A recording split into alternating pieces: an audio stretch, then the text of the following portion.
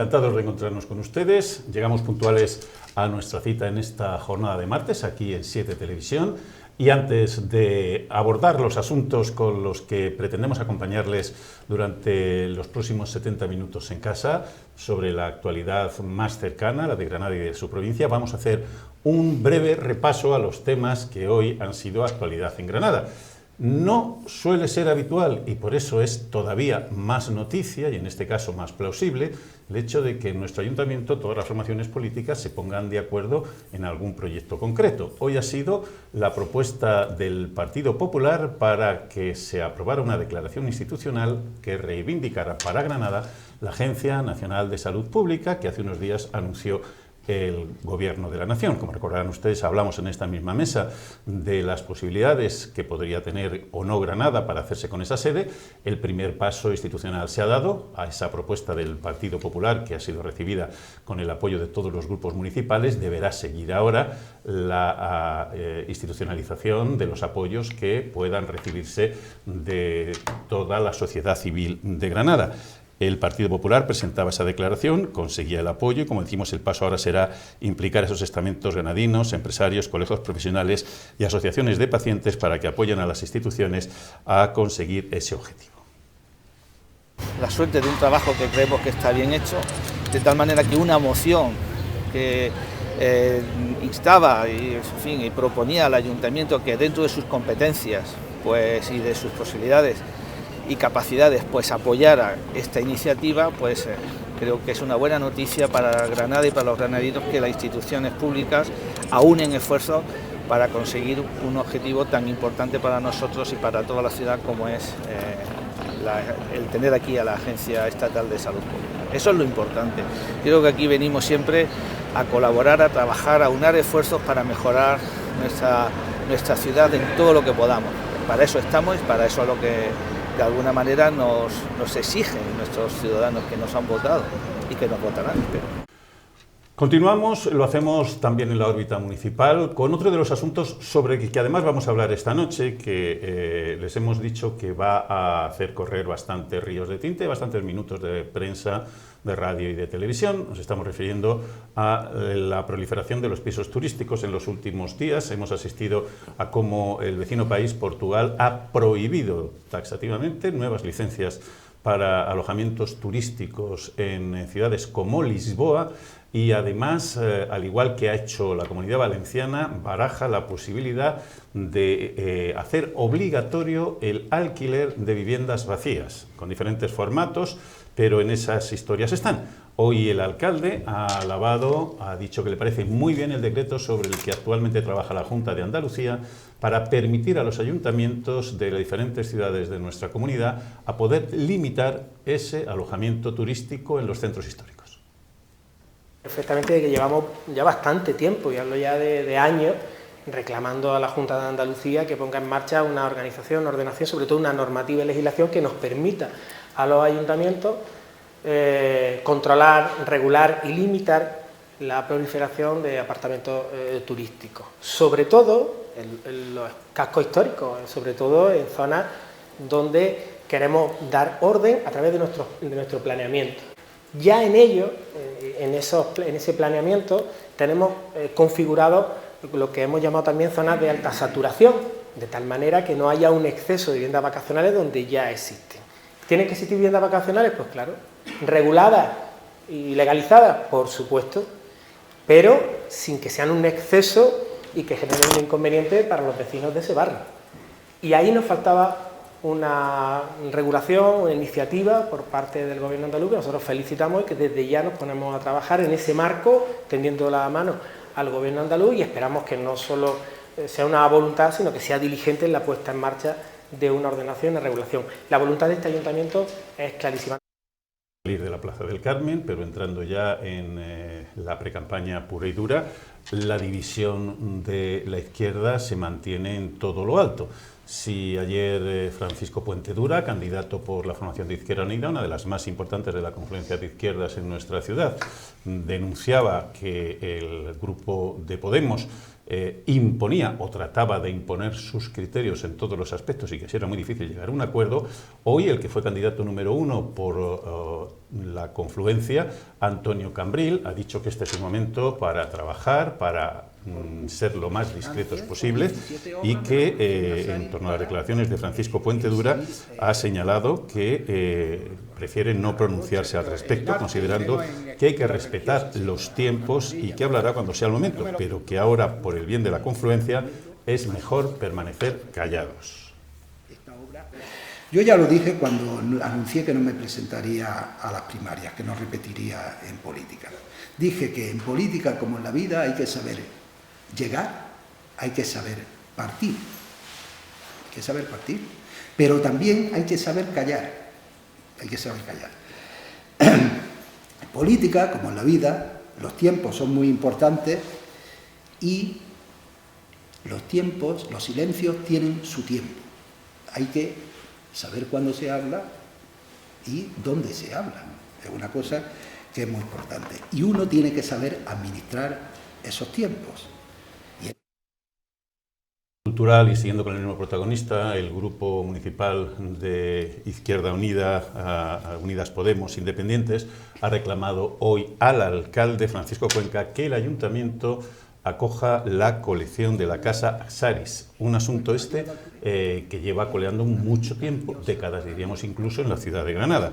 Según el portavoz de la confluencia, Antonio Cambril, Granada corre el riesgo de perder esa colección de arte por la inacción, dice, y crítica del equipo de gobierno. Recordemos que se trata de una colección de más de 400 pinturas y esculturas de la colección de Juan Manuel Segura que se encuentran en esa casa del Albaicín, piezas que van del siglo XVI a finales del XX y que algunas de ellas han pasado incluso por museos como el Prado. El concejal advierte de que si el Ayuntamiento de Granada continúa sin iniciar las negociaciones para crear el Museo de la Ciudad, hay otras 2 ciudades andaluzas que sí están interesadas. Al menos nosotros somos incapaces de entenderlo, es que teniendo 400 obras de arte puestas a disposición del ayuntamiento gratis, el alcalde, al igual que todos sus predecesores, no haya querido hacerse cargo de la colección que tiene un valor inestimable.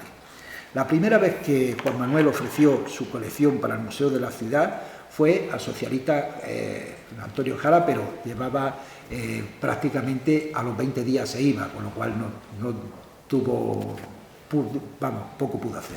Pero ya sí se lo ofreció formalmente a Quero, después pasó Javier de Berber, después pasó Moratalla, después pasó Pepe Torres y después pasó ya una vez y ahora está en otra, Cuenca. Bueno, pues se le ha ofrecido a todos los alcaldes de esta ciudad, pero no ha habido manera de que se solucione. Y Paco Cuenca está haciendo lo que los alcaldes que lo antecedieron, que es posponer y posponer y posponer la decisión. Lo que pasa en esta ciudad no pasa en ninguna otra del mundo, es insólito. Queremos y nos llenamos la boca constantemente con un museo de la ciudad. De hecho, cada alcalde ha puesto la primera piedra propagandística de este proyecto, pero renunciamos a ocuparlo con una serie de obras que bastarían para sustentar la pinacoteca más representativa de Granada por su calidad, recorrido histórico, representatividad y por los autores que firman las obras. Las 400 pinturas y esculturas que pueden irse a otra ciudad la pretenden 2 ayuntamientos andaluces. Bueno, pues estos son los asuntos que hemos seleccionado hoy para arrancar este tiempo de tertulia y este tiempo de debate, como ven, con variedad en lo que a sus contenidos se refiere y entendemos también que de bastante interés. Nos acompañan esta tarde-noche Raquel Paiz, periodista. Raquel, bienvenida de nuevo. Gracias. Buenas noches. Gracias, Agustín. Chema Rueda, bienvenido. Chema. Encantado de estar aquí, buenas noches. Enrique Moratalla, ¿qué tal? Buenas noches. Buenas noches. Y el profesor Agustín Ruiz Robledo, buenas noches, Agustín. Buenas noches, tocayo. Si os parece, vamos a empezar por uno de los asuntos que hemos barajado, que en estas tertulias también hemos apuntado, hemos pasado ligeramente por él, pero que hoy da ese salto cualitativo, que es el de la Agencia Estatal de Salud Pública, que hoy ha visto cómo se aprueba esa declaración institucional de todos los grupos municipales para que Granada opte a ser sede de esta importante institución, que no va a ser fácil, pero que ojalá y pudiéramos pelear por ella. Chema Rueda. Sí, como tú bien dices, ojalá podamos pelear por ella. De hecho, hoy hemos iniciado los trámites, además por unanimidad en el ayuntamiento, que siempre está muy bien, por lo poco frecuente que es. Es cierto que es una agencia que seguramente tendrá muchas ciudades competidoras. Es verdad que en el ámbito de la salud, como también en el de la inteligencia artificial, Granada tiene argumentos que poner encima de la mesa, pero supongo que otras ciudades también. Así que deseémonos todos suerte, que será la suerte de Granada. Enrique. Bueno, el otro día hablábamos del informe Carita. Entonces, espero que no se nos quede la carita que se nos quedó con la inteligencia artificial. Tenemos que ser conscientes que es difícil, pero bueno, dentro de eso hay que pelearlo, ¿no? Bueno, en el caso de la inteligencia artificial estaba claro que éramos los mejor colocados. Y se nos quedó una cara, pues eso. Regulera, por decir algo suave. Pues esperemos que la iniciativa, como ha dicho Chema, de unidad del ayuntamiento ante una cosa así, cosa que no es nada habitual, pues que sea un buen comienzo para que se pueda conseguir. Competencia va a haber, siempre competencia, a veces más leales que otras, pero competencia habrá. Agustín. Pues a mí me gusta mucho esta política del gobierno socialista de dispersar las sedes, ¿no? Creo que llevamos 40 años acumulando sedes en Madrid y no está de más mandarlas a otro sitio. Seamos realistas, no podemos tener 2 sedes en Granada de ámbito nacional, ¿no? O habrá que concentrarse en la agencia de inteligencia artificial o en la agencia de salud pública, pero las dos no me parece que sea razonable que vengan aquí. Dicho eso, como hemos perdido la de la inteligencia artificial, me parece muy bien que se avance con la de salud pública. Y hay un detalle que me ha llamado la atención, y es que la iniciativa viene del Partido Popular, que llevábamos aquí diciendo que desde que perdieron la alcaldía estaban poco menos que noqueados, ¿no? Y ahora parece que por una vez han conseguido la iniciativa. Bueno, es importante, como decíamos anteriormente, que haya tenido un poco la aquiescencia de todos los grupos. Raquel. Sí, decía Agustín que le gusta esta política del Partido Socialista en la que dispersa las sedes y que no haya una única capitalidad de las cosas, ¿verdad? A mí me gusta la política de consenso y me gusta la política y las políticas que sitúan a la ciudadanía y a la ciudad en el centro de la acción y que se una el consenso y la voluntad y el convenio de todas las formaciones políticas me parece absolutamente relevante y nada despreciable, nada despreciable. Bueno, pues es un tema en el que evidentemente pocas aristas hay, más que ahora el conseguir que toda la sociedad civil de Granada, que no tenemos ninguna duda, va a apoyar sin fisuras esa propuesta, pues se ponga manos a la obra y que podamos presentar la mejor candidatura de todas. Pero no vamos a salir de la Plaza del Carmen porque es tiempo preelectoral y es un clásico. Que la izquierda se tire los trastos a la cabeza es un clásico, no solo en el Ayuntamiento de Granada, sino prácticamente en casi todas las esferas políticas habidas y por haber. Y esta vez no iba a ser menos. Decía Elisa Cabrerizo, que es la candidata por Podemos, que no se entendería que no se llegara a un acuerdo para presentar una única lista a la izquierda del Partido Socialista. Pero parece que las cosas no están yendo por buen camino. Francisco Puentedura ayer lo decía que no se puede negociar cuando hay una formación que pretende imponer sus criterios por encima del resto sin ningún tipo de posibilidad de negociación. Yo creo que Chema ha vivido de alguna manera esa experiencia en anteriores etapas, ¿no? A ver, yo en esto me he hecho propósito, cuando he recibido los temas de los que íbamos a hablar, de decirlo muy clarico para que me entiendan incluso los muchos amigos que tengo en las formaciones distintas de la izquierda del PSOE, como se le suele llamar. Primera idea, es imposible, repito, es imposible que haya 6 o 7 maneras de ver el mundo situadas a la izquierda del PSOE. Es imposible, lo mismo que hay es imposible que haya 5 o 6 maneras de ver el mundo a la derecha del PP. A la izquierda del PSOE no puede haber, bajo ningún concepto, 5, 6 o 7 maneras de ver el mundo, de ver la ciudad, de ver cómo se relaciona Granada con su área metropolitana, de regular la movilidad, el tráfico o de dirigir la cultura en la ciudad. Por tanto, dicho eso, parecería, por tanto, imposible y fuera de toda lógica que haya 5 o 6 formaciones políticas pugnando a ver cuál se junta con cuál se pelea con cuál y cuál saca un poco más de tajada a la hora de una negociación que o bien termina confluyendo, por tanto haciendo honor al nombre de confluencia, o es para que los corran a gorrazos, dicho sea con todo el respeto que me merece la pluralidad, el debate y la democracia interna de las organizaciones. Creo que se me ha entendido. Perfectamente, muy clarito. Enrique. Lo ha dicho estupendamente.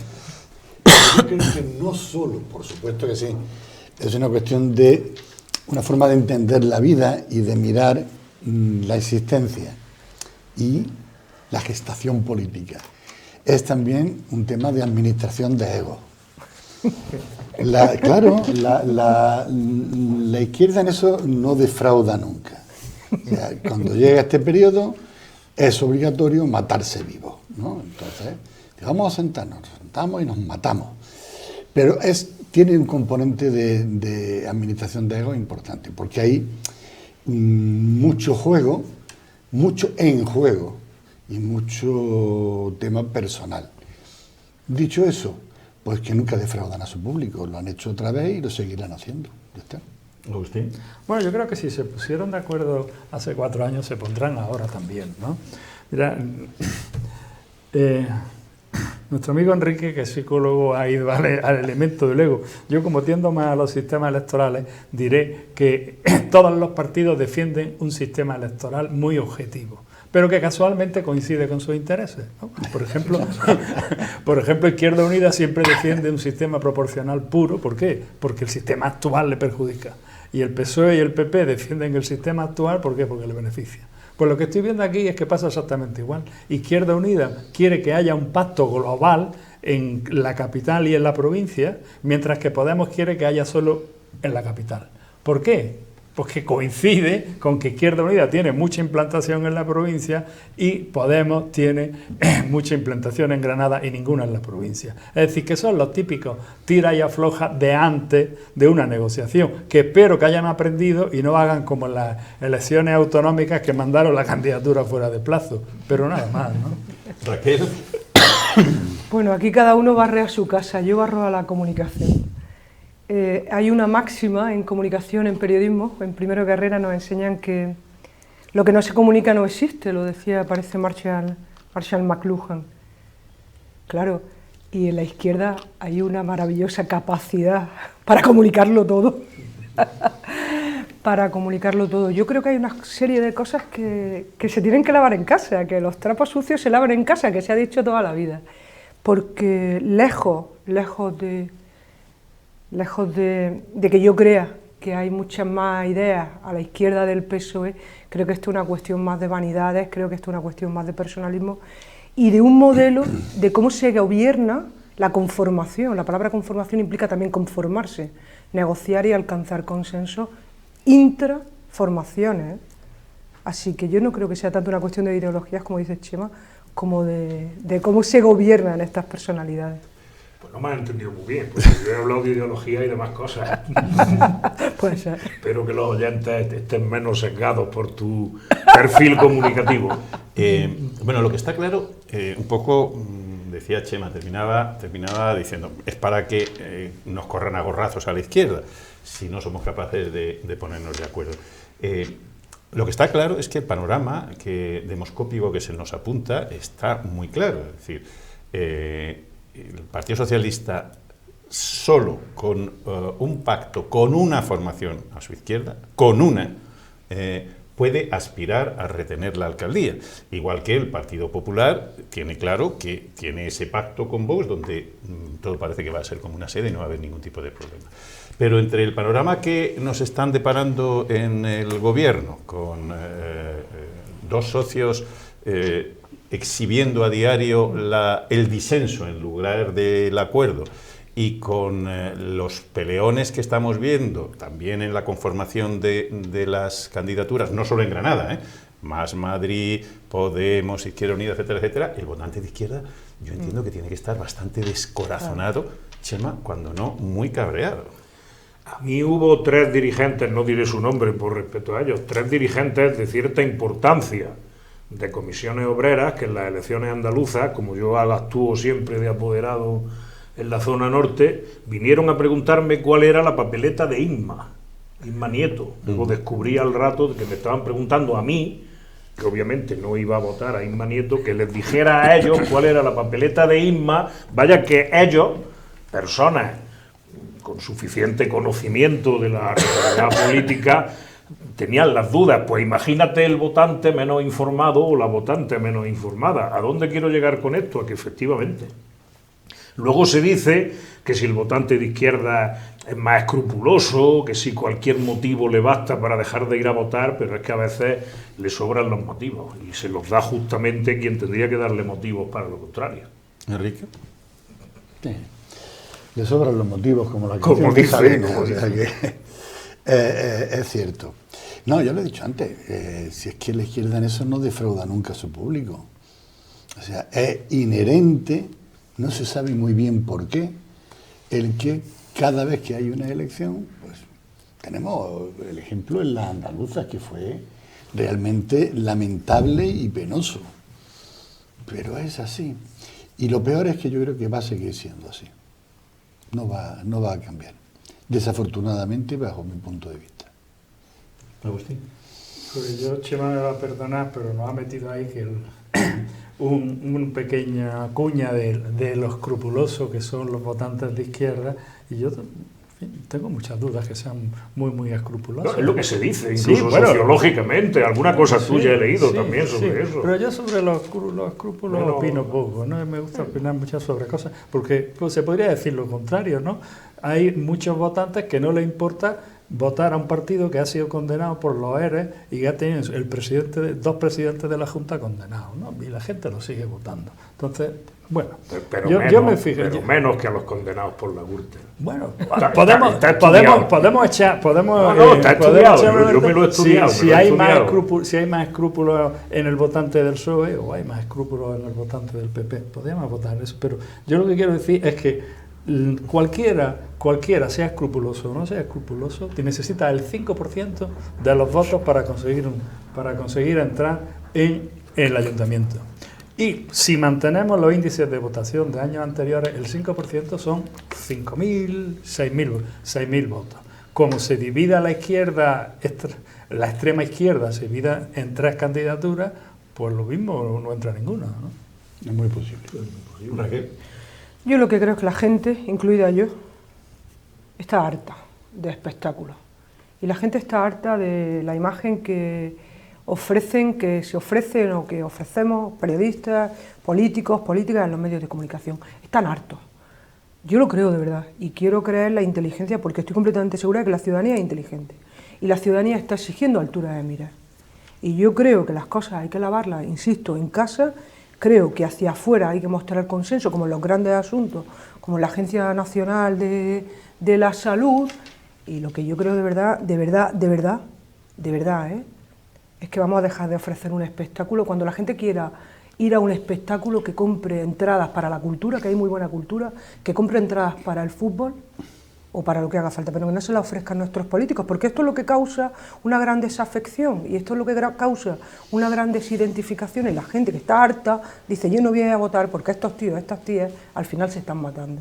Esto es lo que creo de corazón. Pero sabiendo las consecuencias que tiene esa división, las consecuencias que vimos en las pasadas autonómicas, que en su día vimos en Madrid con Más Madrid, etcétera, brindándole en bandeja el ayuntamiento al Partido Popular, quiero decir que hay muchos precedentes.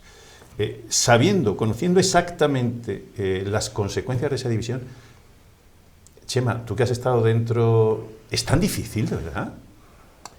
A ver, es complicado, no es fácil, o sea, que quien diga que es fácil se está engañando o pretende engañarnos al resto. Es complicado porque donde está el género humano y las personas, pues todo se complica. Y Enrique ha hablado de egos, y los egos también saben, como ha dicho Agustín, que si no llegan al 5% es que se pueden quedar todos los egos a la altura del betún. No que mi ego le gana al tuyo, sino que los 3 egos nos quedamos out, por utilizar anglicismo frente al ego. Por tanto, claro que son conscientes. Yo también estoy en la teoría de Agustín de que esto tiene parte, desgraciadamente, de escenificación, y cuando uno va a sentarse a negociar, pues si antes ha dicho en los medios, cuidado que voy con estas exigencias, pues me imagino que el otro está predispuesto a temer que no haya un acuerdo. Esto pasa así en la vida, esto pasa cuando negocian empresarios y sindicatos, esto pasa dentro del mismo partido, esto pasa entre partidos diferentes, y esto pasa en todos los órdenes de la vida. Me imagino que en la universidad, pues cuando se va a negociar quién es director de un departamento, también el que quiere ser, no en los periódicos, porque lo lee menos gente, pero anuncia que va con fuerza a la negociación, porque el género humano es así, afortunada o desgraciadamente, pero yo creo que al final primará el sentido común, porque, insisto, las consecuencias no solo en forma de desafección, que comparto lo que dice Raquel, sino en forma de castigo electoral, que es el mayor daño que se le puede infringir a una formación política que se presenta a unas elecciones, que es ser castigada por el electorado, incluso por el electorado que se considera propio, aunque yo en esto tengo mis dudas de que el electorado tenga dueño. Pues claro que las consecuencias son tan negativas, en este caso para la ciudad, que habrá orden y concierto al final, pero con la dosis de espectáculo previa, esa ya no la quita nadie. Yo tengo una duda, no sé quien quiera opinar que opine. Aunque al final se llegue a un acuerdo in extremis, ¿el daño podría estar ya hecho? Está hecho, Enrique. Está hecho. El daño está hecho. ¿Que se puede corregir en parte? Seguramente, pero el daño está hecho, y como he comentado anteriormente, si es que hay una inercia, una asunción de papeles de no defraudar al público. Y ya está, no defraudan, ellos tienen que ser así porque son así. Y no hay vuelta de hoja. El daño está hecho. Raquel. Yo ahora es que cuando escuchaba a Chema hacía una reflexión sobre la utilidad de los egos. Es que corremos el riesgo, pues las formaciones corren en este disenso, se corre el riesgo, es una cuestión de suma y resta. Es decir, se puede sumar y conseguir 3, no sé cuánto es la proporción, ¿vale? Se puede sumar y conseguir 3, o que el espectáculo sea tan bochornoso, y en lugar de sumar, estos 3 hagan 0. Y es una cuestión de suma o de resta, es decir, y ya está. Y yo lo veo muy simple, la utilidad de los egos, que tiene que ver con la utilidad del voto. Que luego no se nos olvide que vendrá aquello de el voto útil. Entonces, bueno, vamos a responsabilizarse en la habilidad de responder. Eso es la responsabilidad. 3 son los diputados que tiene ahora mismo, ¿no? Si no 3 concejales. 3 concejales, perdón, 3 concejales que tiene. Y si las perspectivas generales en toda España es que la extrema izquierda baja, por tanto, lo que están jugando es quién son los 2 primeros que tienen el puesto asegurado. Y el tercero, pues ya veremos si sale. Yo creo que habrá acuerdo, sinceramente. Sobre esto me temo que vamos a tener que seguir hablando a medida que nos vayamos acercando a la fecha. Quedan 100 días, me parece, o 99. O sea, ¿qué tiempo vamos a tener? Sobre este asunto, que de luego no es grato, no es agradable a cualquiera que apueste por una vida pública sana, semejantes espectáculos.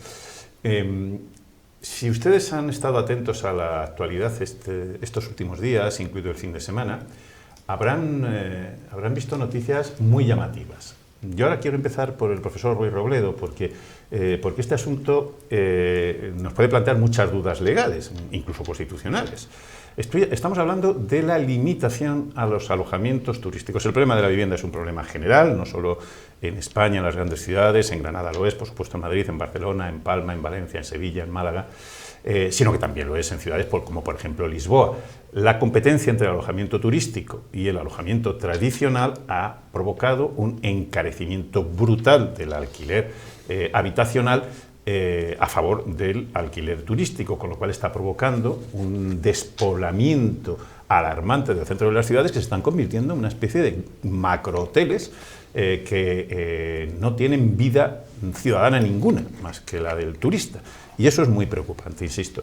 Bueno, Portugal ha dado un paso tremendo, que ha sido prohibir el alojamiento turístico, concretamente en Lisboa, pero no solo eso, sino también realizar una especie de expropiación temporal de la vivienda. No sé si me estoy explicando bien.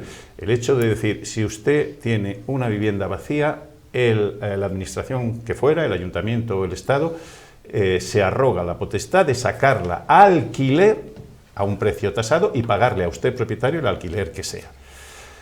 A mí me da la sensación que eso puede suscitar numerosas dudas, pero de Lisboa el tema se ha trasplantado a Valencia, que la comunidad autónoma también ha anunciado que va a ir por ese camino. Y en Andalucía, escuchábamos al alcalde al comienzo del programa, la Junta prepara un decreto, en este caso mucho más suave en ese sentido, que va a permitir a los ayuntamientos, que ya lo llevan solicitando mucho tiempo, limitar, y eso me imagino que no tendrá ningún problema legal, encajará perfectamente en sus competencias, el uso de alquiler turístico en los cascos urbanos, en los centros históricos. Agustín. Bueno, como tú bien has dicho, estamos tocando derechos constitucionales. Sí, la propiedad privada está garantizada en la Constitución, el artículo 33. Por tanto, no se puede levantar un alcalde y dictar un bando diciendo aquí no se puede alquilar nada. Nos haría falta una ley o una norma con rango de ley. No sé, cuando dice el gobierno dice que está preparando un decreto, no sé si se refiere técnicamente a un decreto o un decreto ley. No, pero la Junta, concretamente es la Junta de Andalucía, sí, sí. Bueno, es la Junta, y lo que propone es limitar el alquiler turístico, o sea, las licencias de alquiler turístico, es decir, no hay más alquiler turístico. Sí, pero perdona que ¿Tú entiendes que eso también puede entrar en colisión con...? Sin duda, sí. Si yo o cualquiera de nosotros tenemos un apartamento y no podemos dedicarlo a lo que nosotros queramos, nos están limitando nuestra propiedad privada. Y eso, para que es factible, porque el artículo 47 de la Constitución habla de la función social de la vivienda y también el artículo 33 de la propiedad, es factible, lo que digo es que tiene que ser con norma, con rango de ley. Por tanto, a poco que tengan 4 juristas en el gobierno de Juanma Moreno, estarán redactando un decreto ley. Y ese decreto ley luego puede habilitar a los ayuntamientos para que calculen, pues como se ha hecho con los bares, ¿no? Zonas de alta concentración. A partir del 40% en una calle no podrá haber más. Cualquier tipo de cosa. Pero lo que necesito, lo que exige la Constitución, y a mí me parece como ciudadano perfectamente lógico, es que los representantes de los ciudadanos se sienten, discutan y luego aprueben una ley con carácter general, ¿no? Raquel. También la vivienda es un derecho protegido. Lo que no sé es qué desarrollo tiene, porque al final yo no soy jurista. También por ley, tenemos una ley de vivienda del Estado y luego muchos decretos, muchas leyes de la comunidad autónoma, ¿no? Pero por eso, en esa línea, desde luego hay un derecho a la propiedad, yo no voy a cuestionarlo esto, pero hay un derecho a la vivienda y también hay un derecho a la asequibilidad de las viviendas. Luego, lo que tenemos que plantearnos es una cuestión mayor, aparte de que para mí es mayor. Es decir, porque también hay que plantearse qué tipo de ciudad queremos, qué tipo de turismo queremos, qué tipo de centro histórico queremos. Es decir, porque nos estamos encontrando con una situación real, desde mi punto de vista, y también avalada por los informes, por los estudiosos, que hablan de un país de contraste, o de países de contraste. Lo hablábamos el otro día cuando asistí a mi primer debate. Estos países, estos territorios de contraste hablan de urbes con mucha aglomeración de ciudadanía, y luego hay otros territorios que están vacíos. Hay urbes que son potencialmente tractoras de turismo y que en virtud de eso están expulsando a la población de sus hogares, porque hay una operación mercantilista. Si me pagan más en virtud de lo que cobro como alojamiento turístico, pues está claro. Ahora, perdonad la expresión, ¿qué dedo me corto que no me duela? ¿Protegemos el derecho a la vivienda y la asequibilidad de la vivienda o limitamos el derecho a la propiedad privada. Yo creo que requiere plantearse modelos de ciudad. Esto lo tengo clarísimo también. Chema. A ver, sí, es cierto que tiene una vertiente jurídica innegable, pero bueno, yo creo que, como bien decía Agustín, hay juristas y hay jurisprudencia constitucional como para solucionar el tema.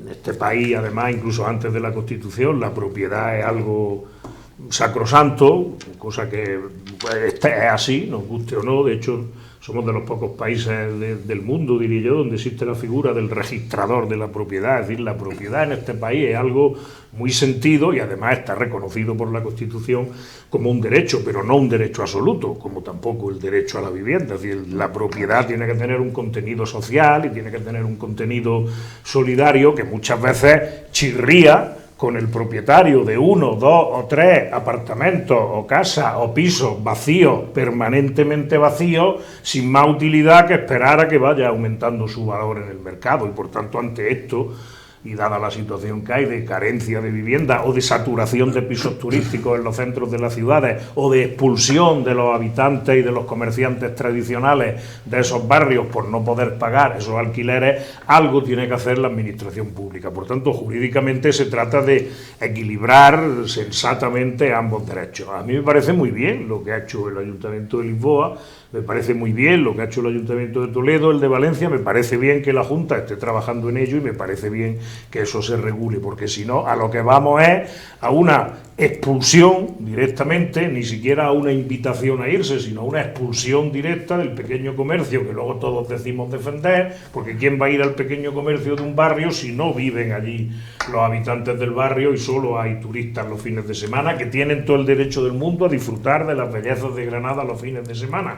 Pero todo, como en esta vida, es cuestión de equilibrio, y creo que hay instrumentos legales y normativos suficientes como para que el tema se encauce un poquito mejor que hasta ahora. Enrique. Es un fenómeno general. Una serie de ciudades que, por su belleza, pues tienen un efecto llamada, se han convertido en parques temáticos. Granada ya lleva tiempo viviendo ese proceso. Se empezó porque una serie de barrios, los vecinos se fueron directamente porque era imposible convivir con eso. Los que no vivimos en esos barrios lo que hacemos es que intentamos eludir, juntarnos con esa cantidad de gente. Se ha visto, mira, en Venecia dieron un golpe de mano drástico, porque aquello no era un parque temático, aquello ya era un verdadero horror. El último ejemplo es Toledo. Toledo, en lo que ha comentado antes el profesor Ruiz Robledo, le voy a llamar ya el profesor Ruiz Robledo, ha optado por el 20%. Y yo creo que el que se sienten juristas y estudien bien, pero que lo estudien bien, por favor, de forma que no se caiga en un ciclo de esto ya no es constitucional, esto es, que lo estudien bien y le den una solución a algo que está ahí, y está ahí molestando a los ciudadanos y perjudicando a la ciudadanía. Por tanto, tiene que estudiarse bien y buscar soluciones. Cuando hay hechos, y lo hemos vivido, la semana pasada hablábamos de lo del sí es sí, cuando hay problemas lo que hay que hacer es estudiarlo, abordarlo y solucionarlo. Y esto es exactamente igual, entiendo yo. Sí, Agustín. Sí, no sé si se me ha entendido, ¿no? Que yo solo he dicho que en un Estado de Derecho hay órganos que son competentes para unas cosas y otros que son competentes para otras. El Código Penal solo lo pueden aprobar las Cortes Generales. Las limitaciones de propiedad urbanística tan brutales como es que una persona no pueda disponer de su casa para lo que él quiera, eso tiene que estar en una ley. Entonces, si el Ayuntamiento de Toledo, que estoy intentando enterarme y no consigo entrar en internet, si el Ayuntamiento de Toledo lo ha hecho por una ordenanza o por un bando, yo me he puesto aquí una cerveza a que eso va a ser declarado ilegal, casi con toda seguridad. Ha sido el Ayuntamiento, ¿eh? Sí, pero quiero decir, pero si no tiene una ley que lo habilite, Lo que no sabemos. si no tiene una ley que lo habilite, va a perder. Con lo cual, pues más gastos para, pues si no lo para tiene, la ciudad. hágase. Si queremos realmente cosas útiles, en Granada hay, yo me atrevería a decir, cientos de edificios en ruinas. No sé si os habéis dado cuenta paseando por Granada. Sí. Cientos. Entonces, que el ayuntamiento se concentre en hacer, por fin, el registro de edificios en ruinas, que se tiren esos edificios, que el propietario construya o venda y que salgan al mercado. O sea, para mí, si yo tuviera que decir, toma solo una medida, oiga, vamos a acabar con los edificios caídos, que es que hay en el centro calles que tienen, pues no sé si el 20 o el 30% de grandes edificios cerrados. Entonces, que el alcalde, que está muy bien que dicte bando, como ha dictado el bando contra los ruidos y las fiestas, pero que se concentren en ese problema, que es un problema histórico de Granada, además, porque si uno viaja por el norte, yo no veo tanto edificio en ruinas como se ve en Granada, ¿no? Bueno, lo que es cierto es que si usted se da un paseo por la Gran Vía, donde antes había edificios residenciales, pues 9 de cada 10 ahora son alojamientos turísticos singulares. La proliferación de ese tipo de alojamiento en Granada ha sido exponencial. Pensábamos, cuando llegó el parón de actividad absoluta de la pandemia, se hicieron muchos análisis y se leyeron muchas cosas en el sentido de que Granada tendría que replantearse su modelo productivo, porque lógicamente Granada sufrió especialmente porque nuestra principal fuente de ingresos es el turismo, y claro, el turismo quedó laminado al 100%.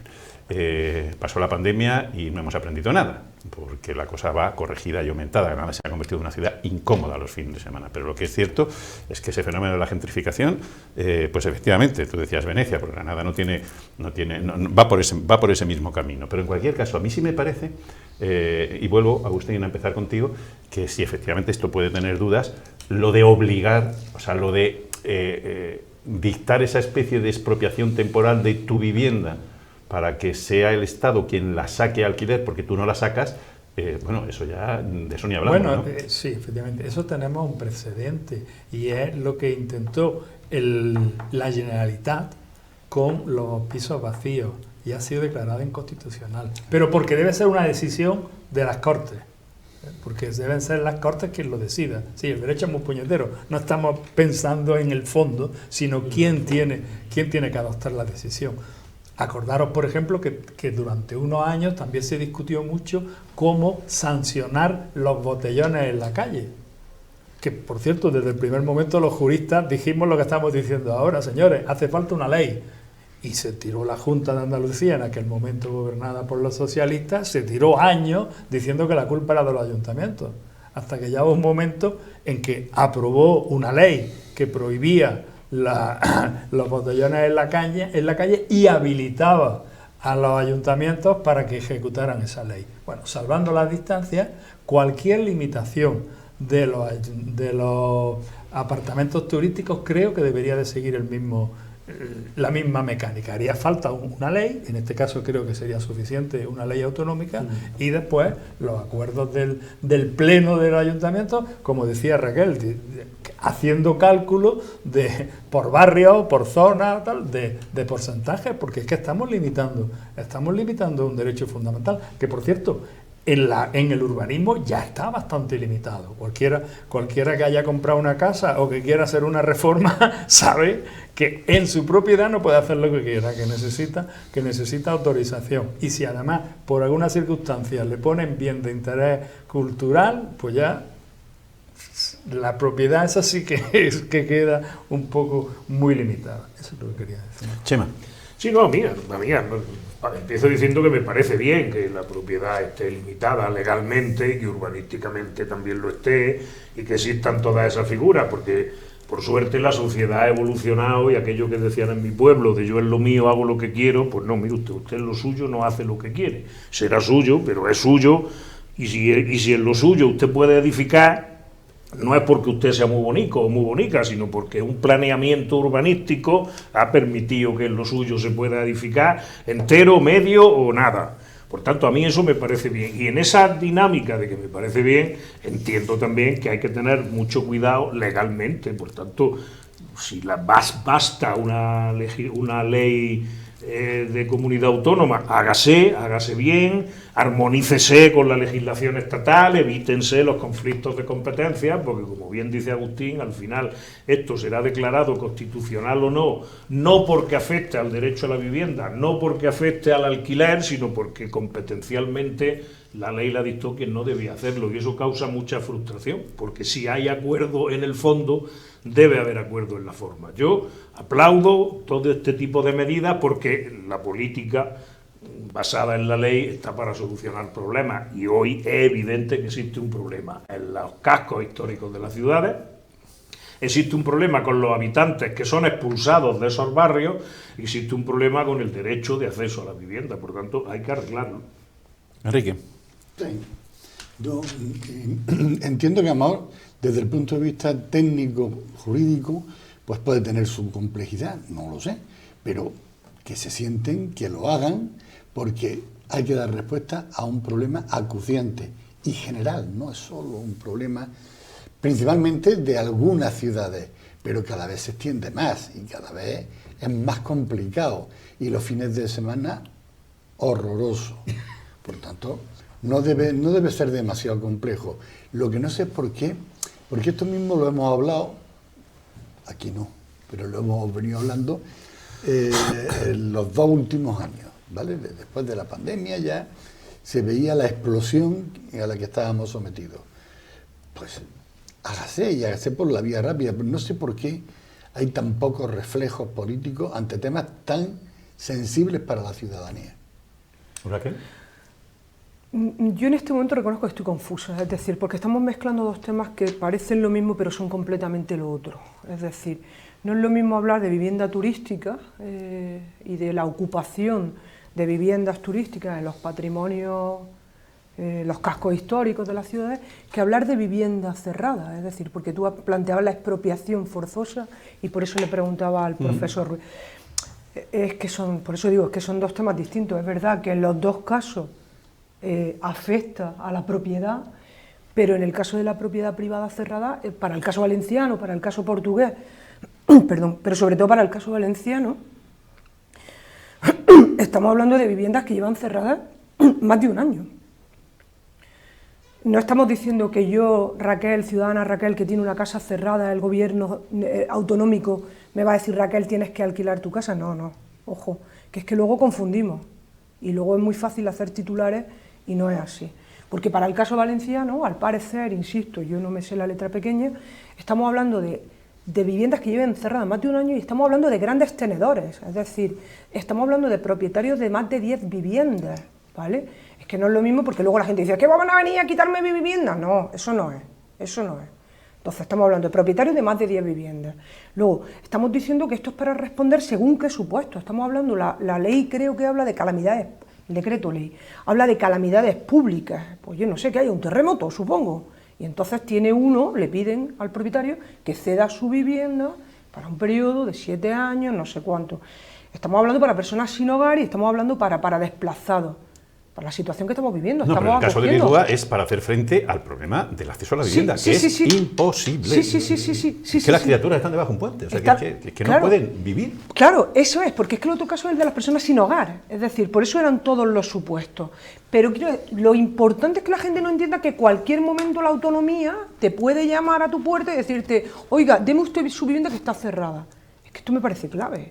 Porque si no, luego nos echamos la mano a la cabeza y hacemos un drama de todo esto, porque lo que dice el decreto ley en Valencia es que cuando se produzca un incremento significativo de al menos el 20% de familias desahuciadas, desalojadas o lanzadas, es decir, que realmente haya gente en situación de extrema vulnerabilidad, que a mí me parece importante, ¿eh? Luego hay una compensación a los propietarios. Claro, evidentemente. Esto no es oye, yo te pido y viva...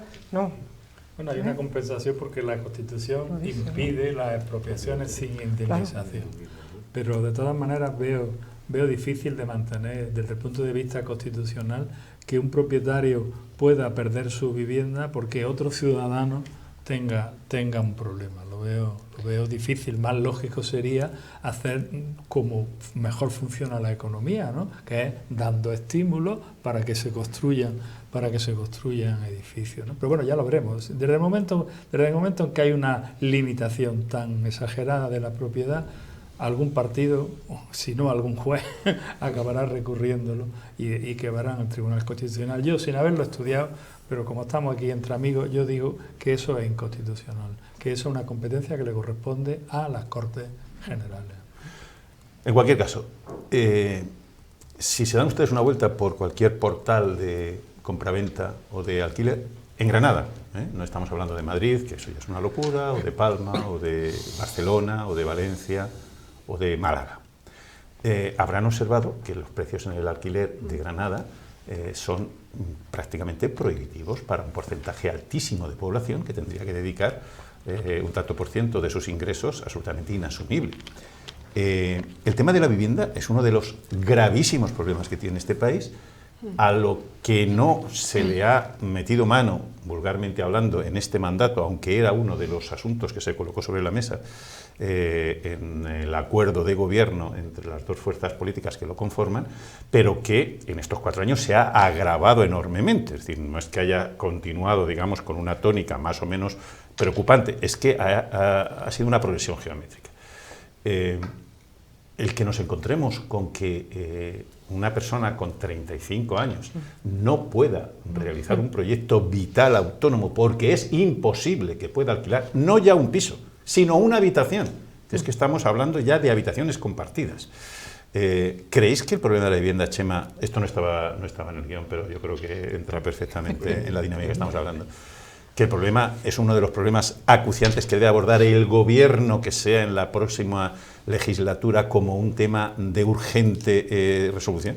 Sí, sin la menor duda, pero vuelvo a mi idea, porque no sabía que íbamos a seguir discurriendo por aquí, cuando yo he dicho que en este país, no solo porque la Constitución lo diga, sino porque tenemos ese sacrosanto concepto de la propiedad que no valoro, digo que lo tenemos, que otros países, otras culturas, otros sistemas de pensamiento no tienen ese tan arraigado el sentimiento de la propiedad, y mucho menos de la propiedad de una vivienda, como lo tenemos en España, y eso condiciona la legislación, la jurisprudencia, la política, lo condiciona todo porque lo tenemos muy asimilado. Además, la Constitución vino a ratificar que es así, por tanto, cualquier intervención política, pública en el mercado de la vivienda tiene que ir muy bien dirigida.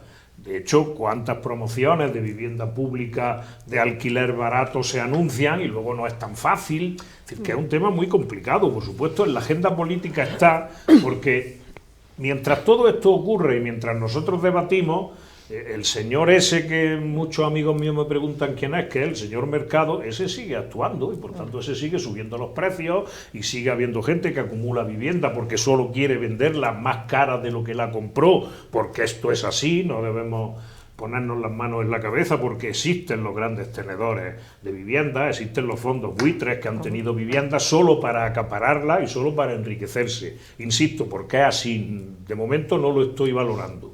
Y la actuación pública para frenar eso tiene que estar muy bien fundamentada. Por eso quizá no es tan fácil, que ante un problema, como decía Enrique, tan evidente que crece, ¿cómo no se pone solución? Porque es complicado técnica, jurídica y políticamente, porque afecta a algo muy arraigado en la población española, que incluso el que tiene una casilla pues no está dispuesto ni a que se la expropien, ni a que se la quiten, ni a que le limiten el uso. Es más, lo que quiera es que le permitan hacer 3 plantas más para el hijo, para el nieto y para el bisnieto.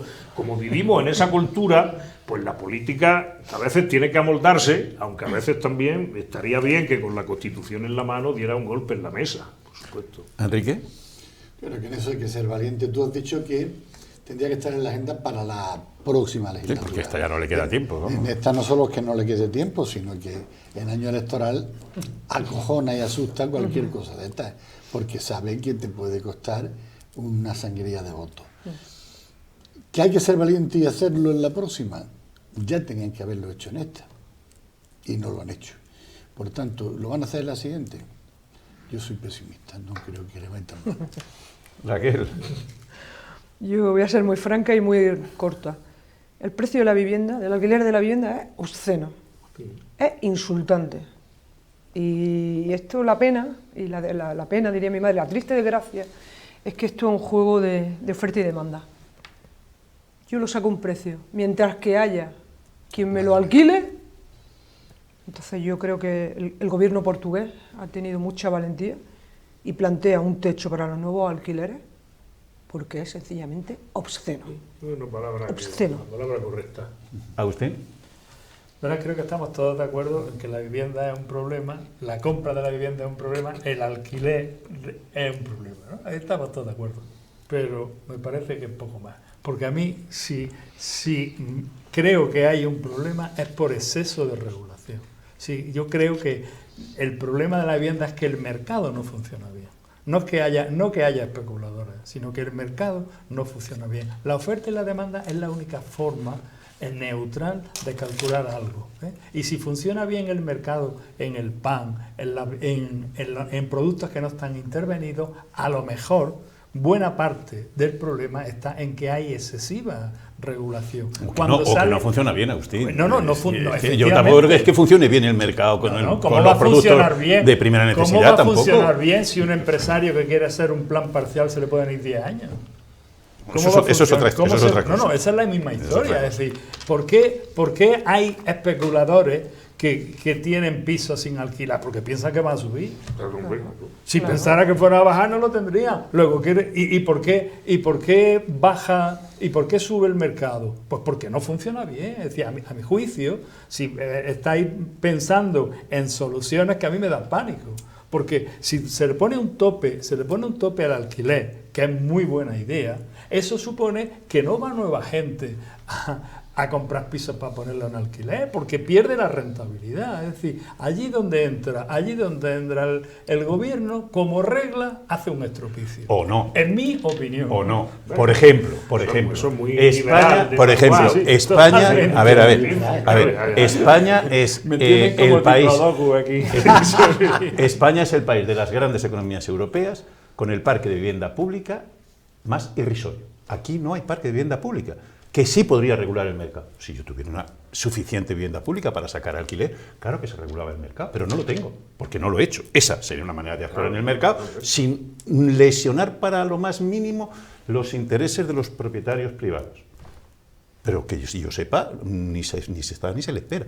Bueno, vamos a dejarlo porque... Perdona, pero hay otro problema. Y es que normalmente cuando hay un plan parcial, Chema se acordará mejor que yo de los porcentajes, se le obliga a los propietarios, a los promotores que han hecho el plan parcial, a que le den un 10% al ayuntamiento. ¿Y qué hace el ayuntamiento? ¿Y qué hace el ayuntamiento con eso? Pues este día, por ejemplo, hemos sabido que en el norte se le dio el cortijo de los cipreses y el ayuntamiento, después de una brillante gestión del Partido Popular y del Partido Socialista, está que se cae el cortijo. Es decir, que el problema principal es lo mal que funciona la administración. Que nuestros oyentes sepan en 10 segundos que el empresario que quiere desarrollar un plan parcial está obligado a ceder al ayuntamiento, por tanto a la comunidad, el 10% de terreno, porque ese terreno, si no hubiera sido por una decisión del ayuntamiento, por tanto de la comunidad, no se podría hacer nada. Esto no es porque la izquierda sea muy malvada, esto es porque la ley obliga. Usted, tú tienes un terreno, ¿tú qué tienes? Como decían en mi pueblo, un solar. Llega una administración pública del signo político que sea y dice, no, esto va a ser urbano, edificable, tal, y por tanto tú cuando desarrolles esto vas a ganar tanto. En contraprestación, hombre, darnos el 10% a la comunidad para hacer parques, para hacer jardines, para hacer centros culturales, para hacer centros de salud, porque eso no se hace en el aire, se hace en terreno. Está claro que este es un tema sobre el que vamos a tener que organizar un debate monográfico, absolutamente monográfico. No, yo estoy con Raquel. O sea, es usted. Si nos ponemos cualquiera en la piel de una persona de 30 años, de verdad, se te caen 2 lagrimones como puños, y en esta ciudad y en el resto. Es decir, es un problema general y acuciante, dramático, que está cortocircuitando el desarrollo de muchísimas personas en un país donde, por ejemplo, tenemos una tasa de natalidad que es la más baja de la Unión Europea. Si queremos tener niños, malamente lo vamos a tener si esa pareja tiene que compartir una habitación con otra. Va a ser difícil. Bueno, Me gustaría que entráramos en otros asuntos antes de terminar, también como modelo de ciudad, por ejemplo, con las alegaciones que ha hecho el Ayuntamiento al plan de transporte metropolitano. Estamos hablando, entre otras muchas cosas, del metro. Metro por el centro, metro por Chana y Genil, como dice el Ayuntamiento. No es un debate menor este, Chema. Bueno, yo empezaré diciendo una cosa. Yo era partidario en el año 2000 de que se hiciera un metro por el centro de Granada, porque había financiación, estaba proyectado y estaba preparado.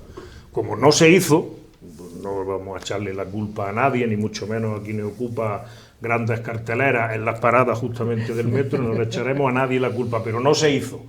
Por tanto, ahora, 20 años después, vista cómo ha evolucionado la ciudad y el área metropolitana, creo que el Ayuntamiento en sus alegaciones atina un poco mejor que la Junta de Andalucía cuando plantea ahora una línea por el metro por el centro de Granada. Porque alguien podría decir, no es incompatible hacer una línea por el centro y además desde el distrito Genil hacia la cornisa de Huertos, La Zubia, Cájar, Monachil, donde viven pues casi 40 o 50.000 habitantes, y por otro lado, desde La Chana hacia Santa Fe, aeropuerto Azulejera, de la que hablamos el otro día, que sería una parada de metro perfecta, eso no tendría que ser incompatible, o no tendría por qué ser incompatible con el metro por el centro. Pero yo creo que el diseño de la ciudad 20 años después de aquella decisión, que yo defendí antes de que nadie me lo recuerde, si alguien me lo va a recordar, lo digo yo, pero la vida ha evolucionado, el metro ha demostrado unas utilidades que entonces muchos dudaban de ellas, y creo que ahora el futuro de la ampliación del metro en el área metropolitana de Granada es hacia la cornisa de Sierra Nevada y hacia el aeropuerto, más que el centro de la ciudad, que lo que hay que hacer es descongestionarlo y no atraer ningún tipo de vehículo, sino alejarlo lo más posible, aunque yo sería partidario en algún caso incluso no de alejarlo, sino de prohibirlo, sin que nadie se me asuste. Sí. Enrique. Hoy Chema se ha tomado las pastillas. Sí. Brillante. No, está bien, está muy bien. Oye, ¿el plan este se ha discutido en el pleno del Ayuntamiento? Son alegaciones al plan que presenta la Junta. Sí, pero digo, las alegaciones que presenta el Ayuntamiento ¿se han discutido? Creo que no. Creo que no. Esa es creo mi que no. opinión. Creo que no. Esa es mi opinión. No me parece serio que el Pero alcalde... creo, vayamos a que sí. Casi seguro que no. Bueno, digamos, si no se han discutido en el pleno, no me parece serio que el alcalde vaya y presente unas alegaciones que no se han discutido en el pleno. Y más de la forma que lo ha hecho, ¿no? Diciendo que él ofrece su colaboración leal y a continuación empieza a soltar perlas del siguiente tenor. El estudio adolece de estudio, de rigor y de presupuesto. Pues menos más que... Y otras 4 o 5, ¿no? Por el estilo. El PP sigue empeñado en recuperar iniciativas que suponen el desmantelamiento del sistema de autobuses. Es decir, que el alcalde, sin debatirlo en el pleno, ha hecho una serie de enmiendas que posiblemente estén muy bien, porque yo coincido con Chema, ahora que vamos a levantar el centro de Granada para meter el metro por ahí, coincido con Chema, pero me estoy refiriendo a una cosa que a los juristas nos fijamos mucho, son en las formas. Y es que no me parece razonable que un señor alcalde se dedique a despotricar contra un documento diciendo, pues de todo, una muestra de desprecio y desconocimiento enorme, ¿no? Pero partiendo de que se trata de una actitud leal. No me parece una actitud leal hacer esta serie de descalificaciones a un documento que tendrá errores o no tendrá errores, pero vamos a partir... Está en fase de debate. Pero vamos a partir de la buena voluntad de sus autores. Enrique. Está clarísimo que la cornisa sur es prioritaria, absolutamente. Quizá ya cuando se diseñó la primera línea del metro se tenía que haber tenido en cuenta. No se hizo por motivos políticos, evidentemente. Igual que ahora se quiere hacer lo que se quiere hacer por motivos políticos también. De otro signo, pero por motivos políticos. Cuando es evidente que la cornisa sur necesita prioritariamente por el volumen de gente que vive. ¿Te has dicho 50.000? Serán más. Creo que son más. Posiblemente más. Es prioritario.